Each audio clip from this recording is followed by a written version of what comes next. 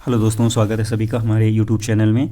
आज के इस वीडियो में बोर्ड परीक्षा हाई स्कूल बोर्ड परीक्षा 2026 के लिए जीव विज्ञान कक्षा 10 में 6 अंक में दीर्घ उत्तरीय प्रश्न जो आते हैं उनके लिए हमने यहाँ पर एक संकलन सेलेक्ट किया है।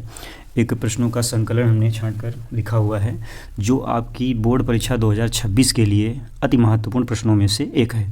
तो इसमें हमने कुछ क्वेश्चंस लिए हुए हैं जो 6 अंक में आपको पक्का मिलने वाले हैं। जिसमें पहला प्रश्न है हमारा, पोषण किसे कहते हैं, पोषण की आवश्यकता क्यों है, पोषण कितने प्रकार का होता है, प्रत्येक को उदाहरण देकर लिखिए। तो ये भी प्रश्न आपको बहुत ही महत्वपूर्ण है, इसको पूरा आप तैयार करें। दूसरा प्रश्न है हमारा, प्रकाश संश्लेषण की क्रियाविधि समझाइए। प्रकाश संश्लेषण की क्रियाविधि या क्रिया में प्रकाशिक तथा अप्रकाशिक क्रियाओं पर टिप्पणी कीजिए। इसमें आपको प्रकाश संश्लेषण को संश्लेषण की जो दो क्रियाएं होती हैं, प्रकाशिक और अप्रकाशिक, उनको मेंशन करना है। तीसरा प्रश्न है, पाचन किसे कहते हैं। ठीक है, डाइजेशन। मुंह से लेकर कोशिका में अवशोषित होने वाले भोजन में जो परिवर्तन होते हैं उनका चरणबद्ध वर्णन करना है। इसका मतलब है यहाँ पर जो पाचन की प्रक्रिया है आहार नाल या फिर मुख से जो स्टार्ट होती है, मुख से लेकर उसमें जो भी आपकी छोटी आंत है वहाँ तक जो भी आपका पाचन प्रक्रिया होती है उसको पूरा विधिवत एक एक चरण करके आपको वर्णन करना है। चौथा प्रश्न है, मानव की उत्सर्जन तंत्र की संरचना एवं कार्यविधि बताइए। इसमें आपको मानव उत्सर्जन तंत्र में आपको मानव वृक्क के बारे में लिखना है, उसकी संरचना बनानी है और उसके कार्यों को भी मेंशन करना है।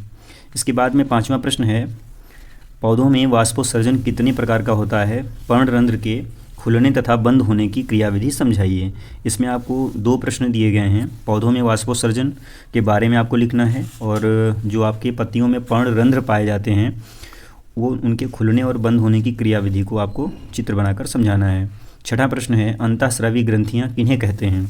हमारे शरीर में पाई जाने वाली मुख्य अंतःस्रावी ग्रंथियों के नाम तथा उनके कार्यों का वर्णन कीजिए। आपके शरीर में यानी मानव शरीर में टोटल 9 ग्रंथियाँ ऐसी हैं जो अंतःस्रावी ग्रंथियाँ हैं, उनके बारे में आपको पूरी डिटेल्स में देनी है। इसके बाद में 7वां प्रश्न जो है, पादप हार्मोन्स कितने प्रकार के होते हैं। ठीक है, ये 2 प्रकार के आपको पढ़ने के लिए मिलते होंगे किताबों में, वृद्धि प्रवर्धक और वृद्धि निरोधक।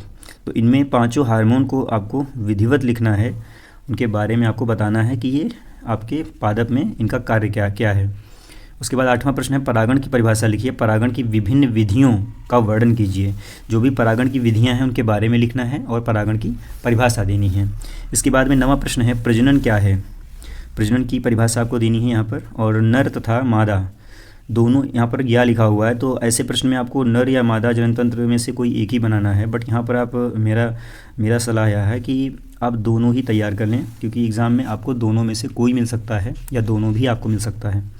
इसके बाद में 10वां है, गुणसूत्र किसे कहते हैं या कितने प्रकार का होता है, प्रत्येक का वर्णन कीजिए। इसमें आपको गुणसूत्र पर टिप्पणी करनी है और ये टिप्पणी जो है कम से कम 2 या 2.5 पेज तक होनी चाहिए, क्योंकि आपको ये प्रश्न जो है 6 मार्क्स में करना है। 11वां प्रश्न है, 11वां, मेंडल के आनुवंशिकता के नियम की विवेचना कीजिए। तो मेंडल ने जो आनुवंशिकता के नियम दिए थे उसमें 3 नियम थे, प्रभाविता का नियम, ठीक है, और स्वतंत्र अभिवहन का नियम और लक्षण जो शुद्ध लक्षण प्राप्त करने का नियम है। तो ये 3 नियम आपको इसमें लिखने हैं। 12वां प्रश्न है, परिवार नियोजन का क्या अर्थ है। परिवार नियोजन की स्थायी तथा अस्थायी विधियों का वर्णन कीजिए। यहाँ पर आपको परिवार नियोजन के बारे में बताना है और उसकी जो स्थायी और अस्थायी विधियाँ हैं जो प्रचलित हैं उनको आपको वर्णित करना है। तो ये कुछ हमारे पास में प्रश्नों का संकलन था जो बोर्ड एग्ज़ाम 2026 के लिए बहुत ही महत्वपूर्ण है। ये सारे प्रश्न आप अच्छे से तैयार कर लें और आई थिंक अगर ये प्रश्न आप तैयार कर लेते हैं तो ये जो 6 मार्क्स आपको दिख रहे हैं यहाँ पर लिखे, ये आपके पक्के हो जाएंगे। Thank you.